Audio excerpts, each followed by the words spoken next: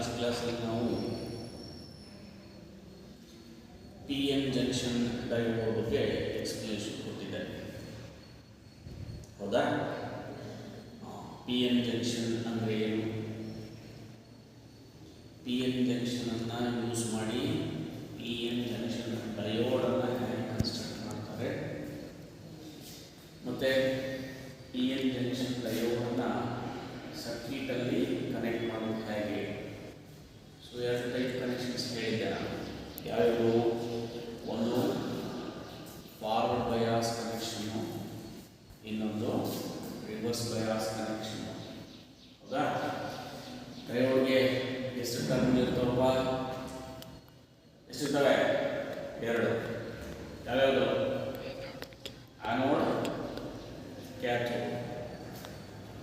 Anode ಅಂದರೆ ಯಾವ terminal Rakesh? Positive. Cathode ಅಂದರೆ ನೆಗೆಟಿವ್.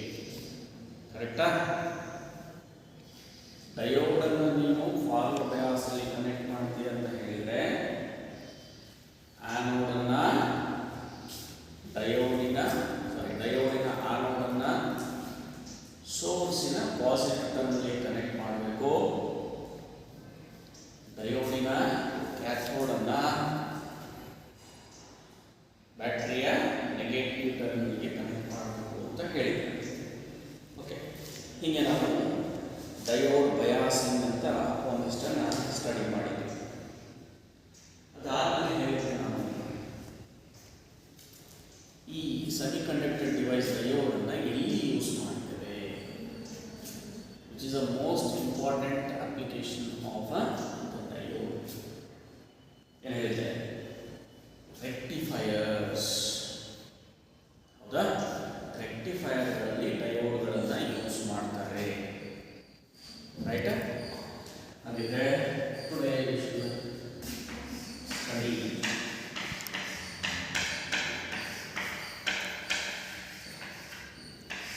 ರೆಕ್ಟಿಫೈಯರ್ಸ್. ಇವತ್ತಿನ ಟಾಪಿಕ್ಕು ರೆಕ್ಟಿಫೈಯರ್.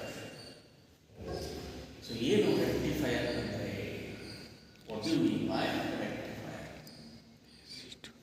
ಸೊ ಜನರಲ್ ಆಗಿ ಹೇಳ್ತೇವೆ, ವೋಲ್ಟೇಜ್ ಮತ್ತು ಕರೆಂಟ್ ಎಷ್ಟು ಟೈಪ್ ಇದೆ? ಎರಡು. ಹೌದನಪ್ಪ? ಯಾವ್ಯಾವು? ಎ ಸಿ ಕರೆಂಟ್ ಮತ್ತು ಡಿ ಸಿ ಕರೆಂಟ್. ಕರೆಕ್ಟಾ? A C current and D C current. ನಮಗೆ ಜನರಲ್ ಆಗಿ ಸಿಗುವುದಲ್ಲ ಯಾವ ಥರದ current? It is A C, alternating current. ಆದರೆ ನಮ್ಮ ಎಲ್ಲ ಡಿಫರೆಂಟ್ ಎಲೆಕ್ಟ್ರಾನಿಕ್ ಡಿವೈಸಸ್ಗಳಲ್ಲಿ, ಮೋಸ್ಟ್ ಆಫ್ ದಿ ಎಲೆಕ್ಟ್ರಾನಿಕ್ ಡಿವೈಸಸ್ಗಳಲ್ಲಿ ನಾವು ಯೂಸ್ ಮಾಡೋದು ಯಾವ ಥರದ ಕರೆಂಟು? ಅದು ಡಿ ಸಿ. ಸೊ ಹಾಗಿದ್ರೆ ಎ ಸಿ ನಮಗೆ ಎಲ್ಲಿ ಜನರೇಟ್ ಮಾಡ್ತೇವೆ? ಪವರ್ ಸ್ಟೇಷನ್ಗಳಲ್ಲಿ ಜನರೇಟ್ ಮಾಡ್ತೇವೆ. How D C? ಅದು ಸಿಂಪಲ್ ಆಗಿ ಹೇಳಬೇಕು ಅಂತ ಹೇಳಿದರೆ, ಡಿ ಸಿಯನ್ನು ನಾವು ಎಲ್ಲಿ ತಗೊಳ್ತೇವೆ ನೋಡಿ. ಪ್ರತಿ ದಿವಸ ನಾವು ಯೂಸ್ ಮಾಡ್ತೇವೆ. ಏನನ್ನು? ಏನು ಯೂಸ್ ಮಾಡಿಲ್ಲ ಅಂದರೂ ಮೊಬೈಲ್ ಯೂಸ್ ಮಾಡ್ತೇವೆ, ಕರೆಕ್ಟಾ? ಹಾಂ. ಸೊ ಮೊಬೈಲನ್ನು ನಾವು ಚಾರ್ಜ್ ಮಾಡ್ತೇವೆ. So what we are using? We are using mobile charge. ನಿನ್ನ ಮೊಬೈಲ್ಗೆ ಕನೆಕ್ಟ್ ಮಾಡ್ತೀಯಲ್ಲ, ಮೊಬೈಲ್ಗೆ ಯಾವ ಥರದ ಕರೆಂಟನ್ನು ಯೂಸ್ ಮಾಡ್ತೀಯಾ? ಎ ಸಿನೋ ಡಿ ಸಿನೋ? It is D C. ಆದರೆ ನಮ್ಮ ಮನೆಗಳೆಲ್ಲ ಬರುವಂಥದ್ದು ಯಾವುದು? It is A C current. ಹೇಗೆ ಮತ್ತೆ ನಮಗೆ ಡಿ ಸಿ ಬೇಕಲ್ಲ, ಏನು ಮಾಡಬೇಕು? So the only provision what we have is we have to convert that AC current into DC. AC current ನಾವು DC ಗೆ ಕನ್ವರ್ಟ್ ಮಾಡಬೇಕು. So for that purpose what we do is we use a device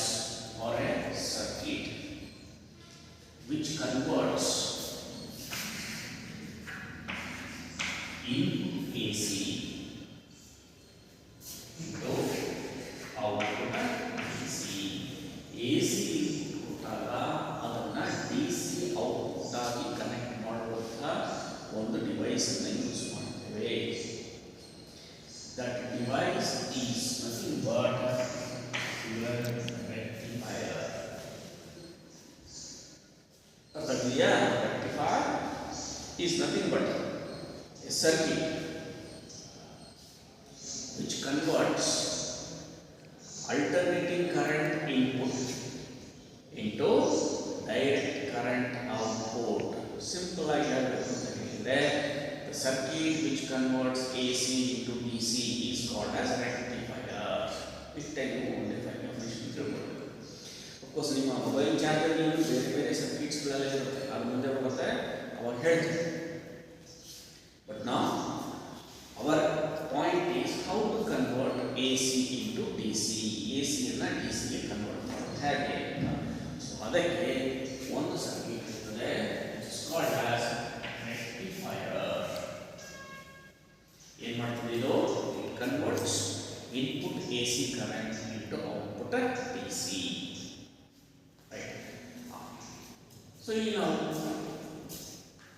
ಏನು ಮಾಡ್ತೀವಿ? Rectifiers ಎರಡು different types of basic ರೆಕ್ಟಿಫೈರ್ಸ್ ಎರಡು ರೆಕ್ಟಿಫೈರ್ಸ್ ಇದೆ. So one is called as half wave rectifier. Another one is called as full wave rectifier. Half wave rectifier, full wave rectifier, that is the basic classification of the rectifiers. You know, half wave only, full wave only. Right? Now AC current ಅಂತ ತಗೊಂಡ್ರೆ ಇವಾಗಲೇ AC basics ಅನ್ನು study ಮಾಡಿದ್ದ ಒಂದು AC wave form ಅನ್ನು consider ಮಾಡಿದ್ರೆ ಹೇಗೆ ತಗೊಳ್ಳೋದು? ಒಂದು AC ಸೈಕಲ್ ಅನ್ನು ತಗೊಂಡ್ರೆ ಇಟ್ ಹ್ಯಾಸ್ 2 ಹಾಫ್ ಸೈಕಲ್ಸ್, ಅದರಲ್ಲಿ 2 ಹಾಫ್ ಸೈಕಲ್ಗಳು ಇರುತ್ತೆ. ನೋಡು, this is one cycle, one full cycle AC. ಇದು ಒಂದು half cycle, this is positive half cycle and this is negative half cycle. If the next cycle comes, the same repeats.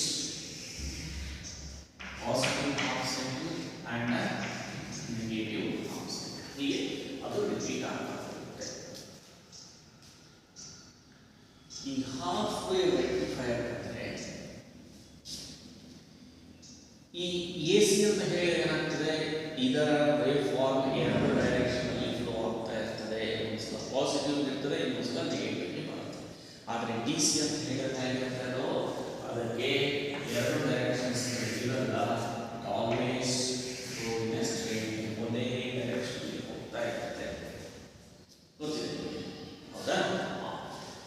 ಈ positive ಮತ್ತು negative half ಸೈಕಲ್ಗಳಲ್ಲಿ ಹೋಗ್ತಾ ಇರುವಂಥ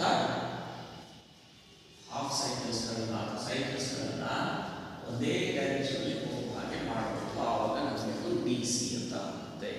ಇವೆಲ್ಲ ನಿಮಗೆ basics ಗೊತ್ತು. Okay, let's come back to the types of half wave ರೆಕ್ಟಿಫೈಯರ್ಸ್.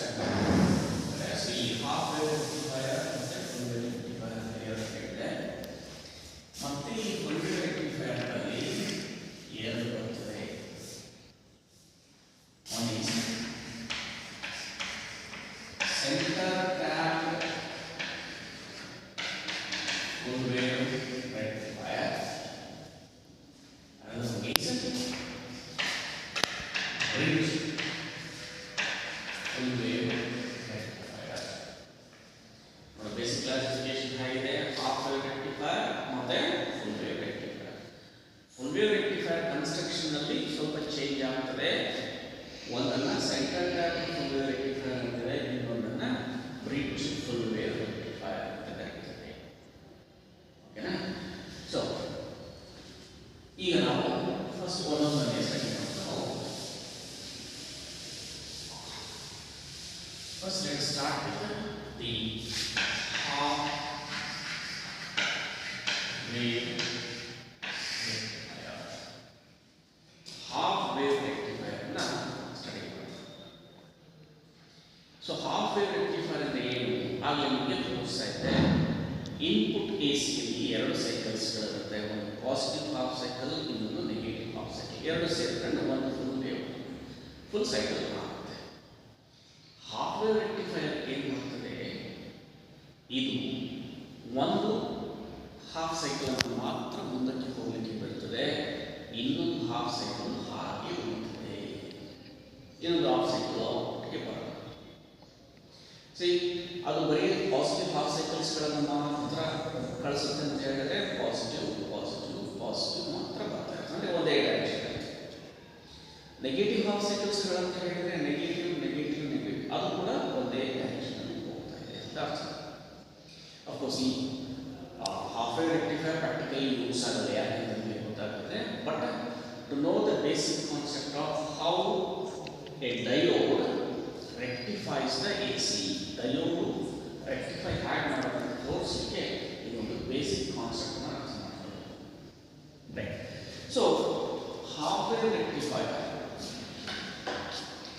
It is using only one diode, ಒಂದು ಡಯೋಡನ್ನು ಮಾತ್ರ ಯೂಸ್ ಮಾಡಿ ಕನ್ಸ್ಟ್ರಕ್ಟ್ ಮಾಡಿರುವಂಥ ಸಿಂಪ್ಲೆಸ್ಟ್ ಆ್ಯಂಡ್ ಬೇಸಿಕ್ ರೆಕ್ಟಿಫೈರ್. ಇದು ತೋರಿಸಿದ ಒಂದು ಸಿಂಪಲ್ ಸರ್ಕ್ಯೂಟ್ ಹೇಗಿರುತ್ತೆ ಅಂತ. See, half wave rectifier construction as I told, we are using only one diode. One diode use. Right? So first let's see the circuit of half wave rectifier circuit.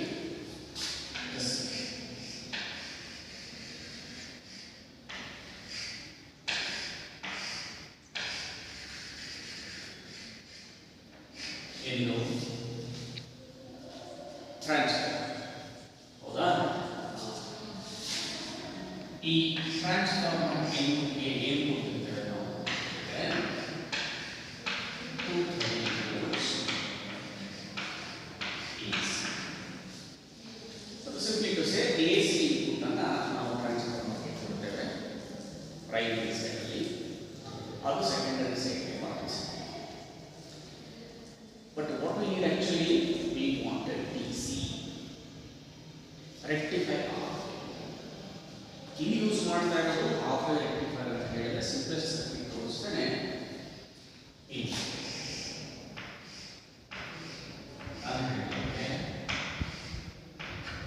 Half wave rectifier ಅಲ್ಲಿ ಒಂದೇ ಒಂದು ಡಯೋಡನ್ನು use ಮಾಡ್ತೇವೆ. Single diode is used, and this we are calling as load resistor, across which we get DC output. Right? ಈಗ rectifier ಅಥವಾ diode ಹೇಗೆ ಅದನ್ನು rectify ಮಾಡುತ್ತೆ concept ನಾನು ಹೇಳಿದೆ.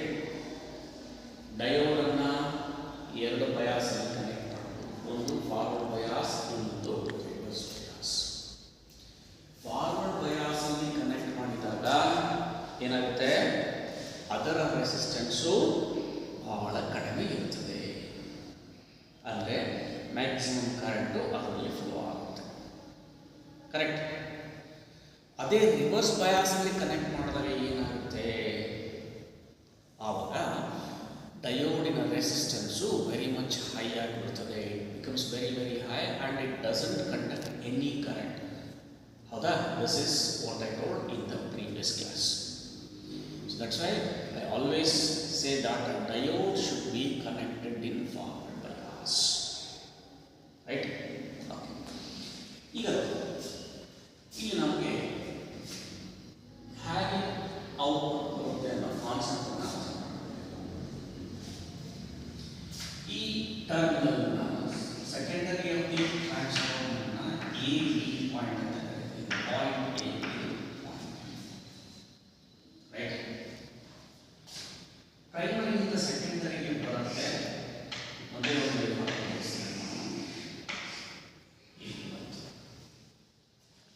Right. See positive half cycle ಬಂದಾಗ A becomes positive and B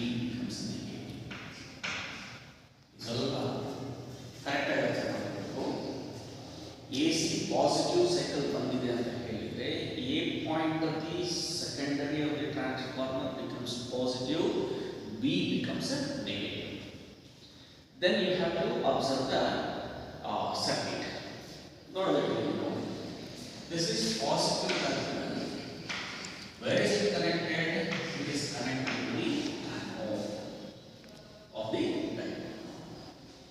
This is negative terminal. This is connected to cathode of the diode. Diode cathode connect ಆಗುತ್ತೆ. Positive to anode, negative to cathode ಅಂದಾಗ diode ಯಾವ ಬಯಾಸ್ನಲ್ಲಿ ಇದೆ? It is forward bias. Forward bias ಇದ್ದಾಗ ಏನು ಮಾಡುತ್ತೆ ಅಂತ ಹೇಳಿದ್ರೆ resistance ಬಹಳ ಕಡಿಮೆ ಆಗ್ತದೆ, ಕರೆಂಟ್ ಕಂಪ್ಲೀಟ್ ಆಗಿ ಬರುತ್ತೆ.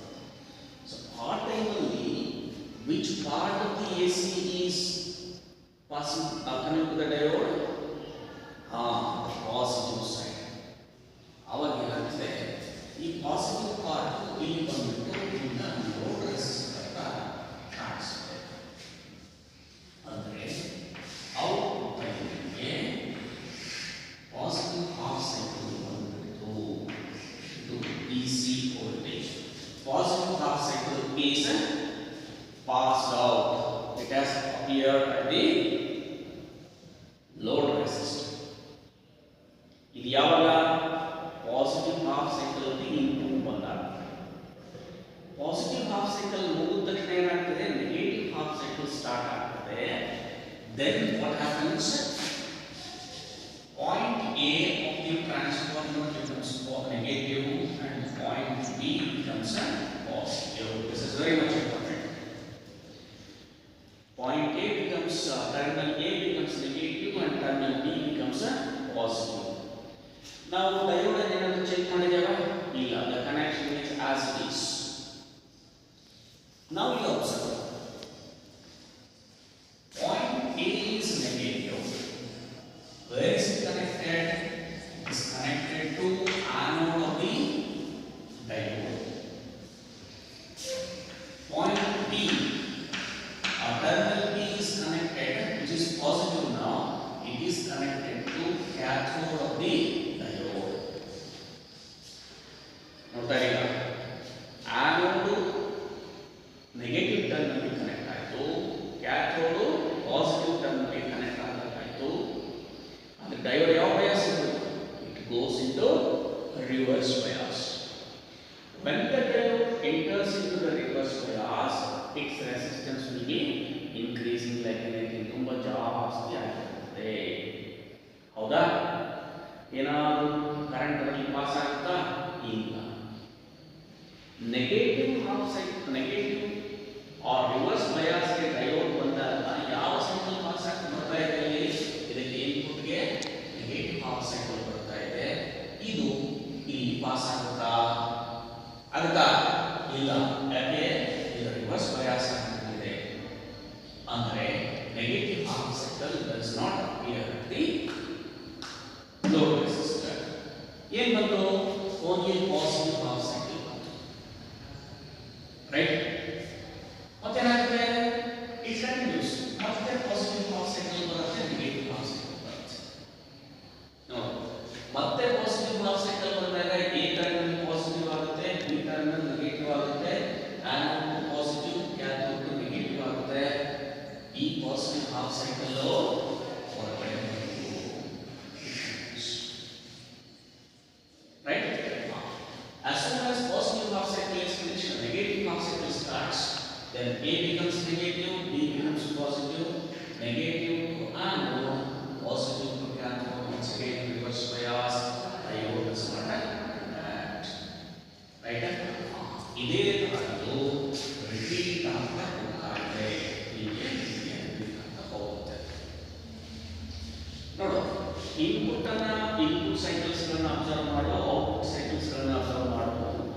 ಏನಾಗ್ತಾ ಇದೆ? ಇನ್ಪುಟ್ ಸೈಕಲಿನ ಒಂದು ಹಾಫ್ ಸೈಕಲ್ ಮಾತ್ರ ಹೊರಗಡೆ ಬರ್ತಾ ಇದೆ. ಅದು ಸೇಮ್ ಡೈರೆಕ್ಷನ್ ಅಲ್ಲಿ, ಒಂದೇ ಡೈರೆಕ್ಷನ್ ಅಲ್ಲಿ ಬರ್ತಾ ಇದೆ. ಸೇಮ್ ಡೈರೆಕ್ಷನ್ ಅಂತ ಹೇಳಿದ್ರೆ it is nothing but DC. It is not alternative. ಒಂದ್ಸಲ ಪಾಸಿಟಿವ್ ಒಂದ್ಸಲ ನೆಗೆಟಿವ್ ಆಗ್ತಾ ಇಲ್ಲ.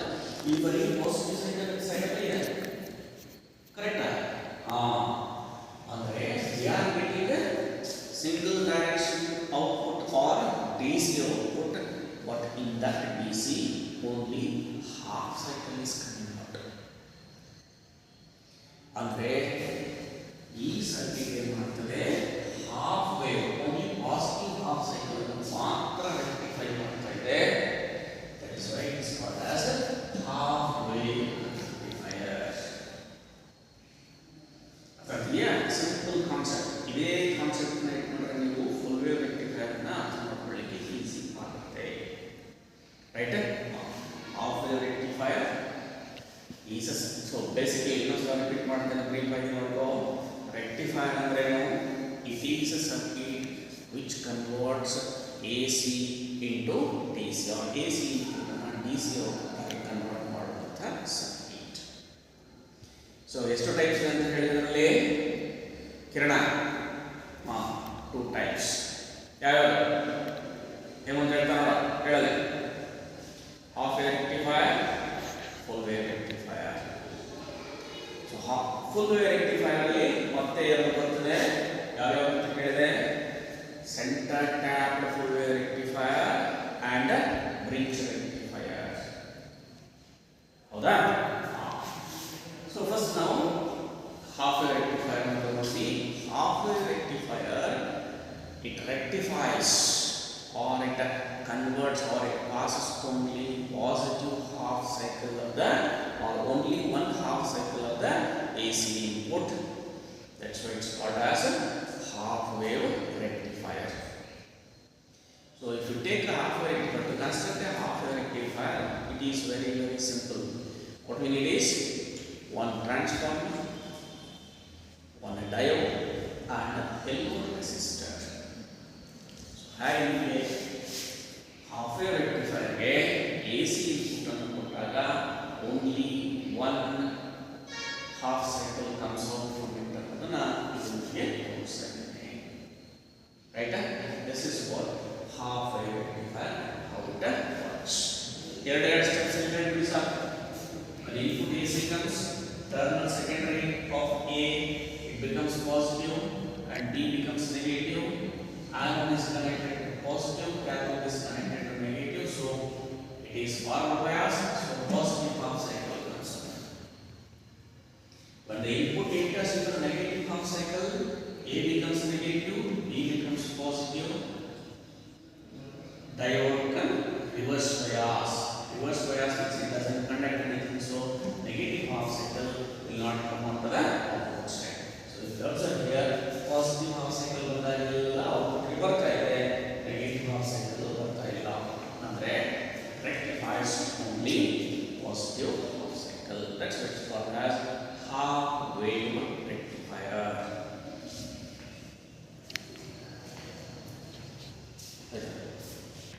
Right. So ಹಾಗೆ ನೀವು rectifier ಅಂದ್ರೆ ಏನು, half wave rectifier explanation ಏನು 5 marks ಇದೆ. It has for 5 marks to explain half wave rectifier is a waveform ಅಂತ ಹೇಳಿದ್ರೆ ಇಷ್ಟು ಎಕ್ಸ್ಪ್ಲೇಷನ್ ಅನ್ನು ನೀವು ಕೊಡಬೇಕಾಗುತ್ತೆ. ಯಾವುದೇ ರೆಕ್ಟಿಫೈಯರ್ ಅಂತ ತಗೊಂಡ್ರು ಅಲ್ಲಿ ಒಂದೆರಡು ಟರ್ಮಿನಲ್ಸ್ಗಳನ್ನು ನೀವು ಅರ್ಥ ಮಾಡ್ಕೊಳ್ಬೇಕಾಗ್ತದೆ. So what are the two important terminologies? Right. One is called as efficiency of a rectifier. Efficiency of a rectifier and ripple factor of a rectifier. ಅದು half wave rectifier ಅಲ್ಲಿ, full wave rectifier ಅಲ್ಲಿ, full wave ಅಲ್ಲಿ,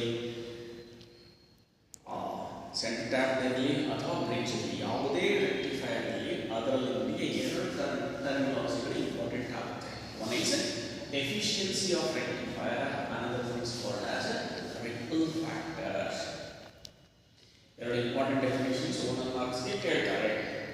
define efficiency of ಯಾವುದೇ device ಅನ್ನು ತಗೊಂಡ್ರೆ, ಯಾವುದೇ machine ಅನ್ನು ತಗೊಂಡ್ರೆ ಅದಕ್ಕೆ ಒಂದು ಎಫಿಷಿಯನ್ಸಿ ಇರುತ್ತೆ. ಏನು ಎಫಿಷಿಯನ್ಸಿ ಅಂದರೆ ನಾವು ಏನು ಕೆಲಸ ಹೇಳ್ತೇವೋ ಅದನ್ನು ಎಷ್ಟು ಪರ್ಫೆಕ್ಟಾಗಿ ಮಾಡುತ್ತೆ. ಹೌದೇನಪ್ಪ? ಈಗ ನಾವು ಒಂದು 60 ವ್ಯಾಟ್ ಬಲ್ಬ್ ಯೂಸ್ ಮಾಡ್ತಾ ಇದ್ದೇವೆ ಅಂತ ಹೇಳಿದರೆ ಅದು ಎಷ್ಟು ಲೈಟ್ ಕೊಡಬೇಕು ಅಷ್ಟು ಕೊಟ್ಟರೆ ಅದರ ಎಫಿಷಿಯನ್ಸಿ ಚೆನ್ನಾಗಿದೆ. ಕಡಿಮೆ ಕೊಡ್ತು ಅಂತ ಹೇಳಿದರೆ ಎಫಿಷಿಯನ್ಸಿ ಕಡಿಮೆ ಇದೆ.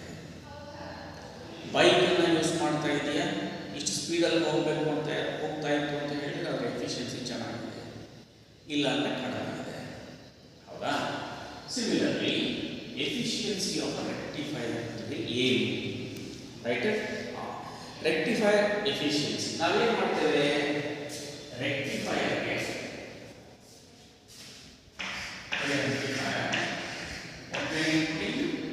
we are taking AC. Correct. So what are we expecting from it? We are expecting DC from it. Here ನಾವು DC ಅನ್ನು ಎಕ್ಸ್ಪೆಕ್ಟ್ ಮಾಡ್ತಾ ಇದ್ದೇವೆ. How much it converts? Input AC ಅನ್ನು ಕೊಟ್ಟಿದ್ದೇವಲ್ಲ, ಅದಕ್ಕೆ ಔಟ್ಪುಟ್ DC ಎಷ್ಟು ಬರ್ತಾ ಇದೆ, how much percentage it converts. That's what we call it as a efficiency of the rectifier. ಅರ್ಥ ಆಗ್ತಿದೆಯಾ? ಎಫಿಷಿಯನ್ಸಿ ಆಫ್ ದ ರೆಕ್ಟಿಫೈಯರ್ ನಾವು ಈಟಾ ಹಾಗೆ ಆಲ್ಫಾ ಬೀಟಾ ಅಂತ ಕರೀತಾರೆ. Similarly efficiency of the rectifier is connection by eta. Eta ಅಂತ specify ಏನು? ಇದು ಒಂದು ratio. Output DC to input AC. Simple. Efficiency is a ratio of output DC to input AC.